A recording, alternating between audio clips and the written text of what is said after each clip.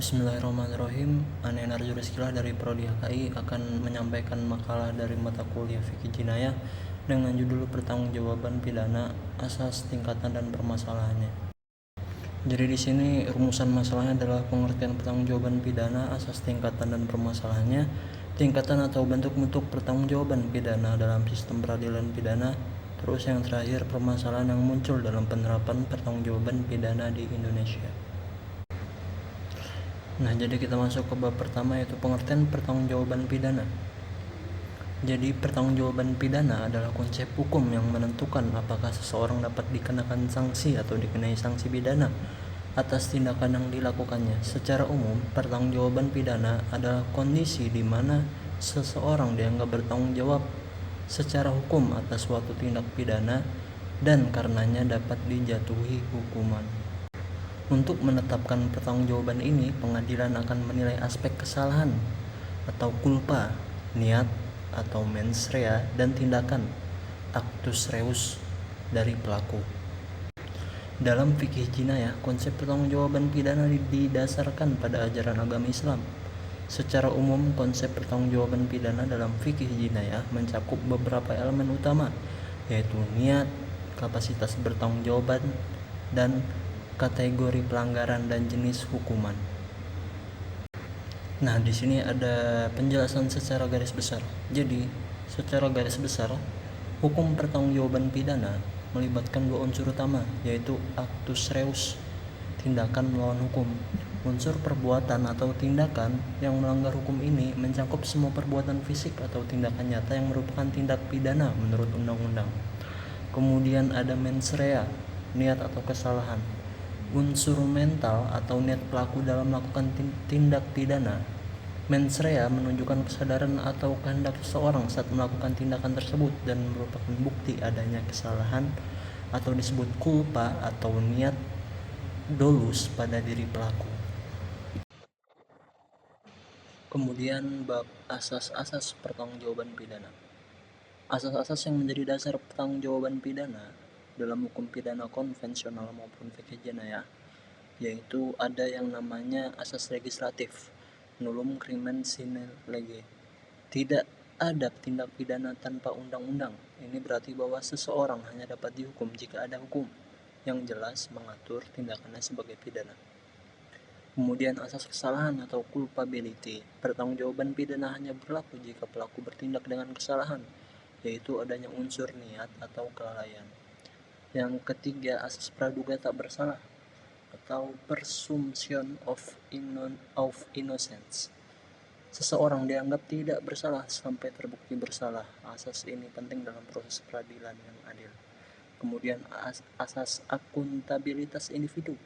Dalam fikih jinayah, pelaku dianggap bertanggung jawab atas tindakannya berdasarkan kesadaran, pemahaman, dan niat. Kemudian asas tujuan pemindanaan atau makosid syariah. Dalam fikih jinayah, hukum Islam menekankan tujuan pemindanaan sebagai sarana untuk melindungi agama, jiwa, akal, keturunan, dan harta. Kemudian ada yang namanya tingkatan pertanggungjawaban pidana. Jadi yang pertama adalah hudud, kedua kisos, ketiga ta'zir, dan keempat adalah jenis hukuman dalam hukum pidana modern. Jadi hudud adalah hukum yang bersifat mutlak dan tidak bisa diubah kecuali dengan memenuhi syarat-syarat tertentu. Kemudian kisos adalah hukuman yang setimpal seperti balasan fisik atas pembunuhan atau luka-luka tertentu. Yang ketiga ta'zir adalah hukuman yang sifatnya diskresioner atau diserahkan kepada hakim untuk menentukan sesuai dengan kondisi pelaku dan tindak pidana yang dilakukan. Biasanya untuk tindak pidana yang tidak diatur dalam hudud dan atau kisos. Keempat, jenis hukuman dalam hukum pidana modern. Jadi dalam hukum pidana modern, hukuman dapat berupa pidana penjara, denda, atau hukuman lainnya yang diberikan sesuai dengan tingkat kesalahan atau beratnya tindak pidana. Oke, bab selanjutnya adalah permasalahan dalam pertanggungjawaban pidana. Jadi permasalahan dalam pertanggungjawaban pidana seringkali muncul terkait penerapan asas-asas dan penentuan hukum. Beberapa permasalahannya antara lain kesulitan pembuktian niat atau kesalahan. Dalam banyak kasus, sulit untuk membuktikan niat pelaku. Hal ini dapat menyulitkan hakim dalam menentukan tingkat kesalahan dan hukum yang tepat. Yang kedua, penerapan asas legalitas. Dalam fikih jinayah, tidak semua tindak pidana diatur secara rinci dalam Al-Quran atau Sunnah. Beberapa tindak pidana mungkin harus diatur secara fleksibel melalui ijtihad atau pemahaman ulama yang dapat menimbulkan perbedaan pandangan dalam penerapan hukum. Kemudian, perbedaan sistem hukum. Di banyak negara ada perbedaan antara hukum nasional yang berlaku dan prinsip-prinsip fikih jinayah. Hal ini bisa menimbulkan konflik hukum, terutama di negara-negara yang tidak menerapkan hukum Islam sebagai hukum nasional. Terus selanjutnya, aspek keadilan dalam hukuman. Kadang-kadang hukuman yang diatur dalam hudud dianggap terlalu berat atau tidak sesuai dengan nilai-nilai keadilan modern, sehingga beberapa negara atau masyarakat berusaha mencari alternatif yang lebih sesuai dengan kondisi sosial saat ini. Kemudian yang terakhir adalah penerapan praduga tak bersalah. Meskipun asas praduga tak bersalah diakui dalam hukum pidana modern, penerapannya seringkali terkendala, terutama di sistem hukum yang tidak memiliki proses peradilan yang kuat. Oke, kita masuk ke terakhir, yaitu kesimpulan.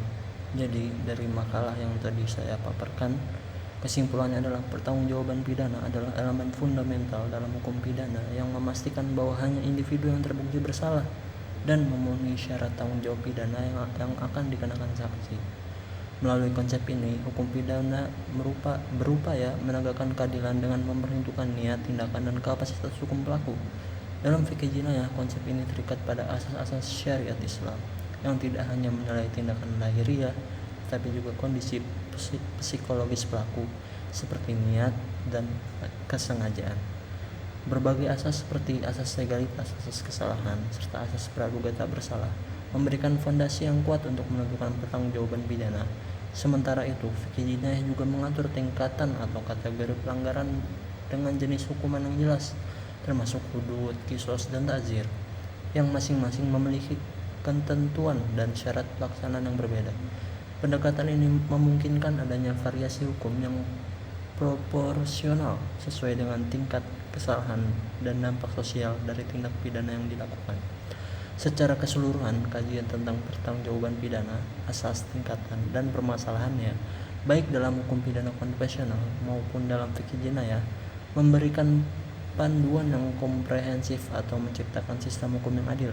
Dengan penerapan prinsip yang tepat, diharapkan sistem hukum dapat memberikan keadilan yang seimbang, menegakkan ketertiban, dan melindungi hak asasi manusia sesuai dengan kemaslahatan masyarakat. Sekian, terima kasih.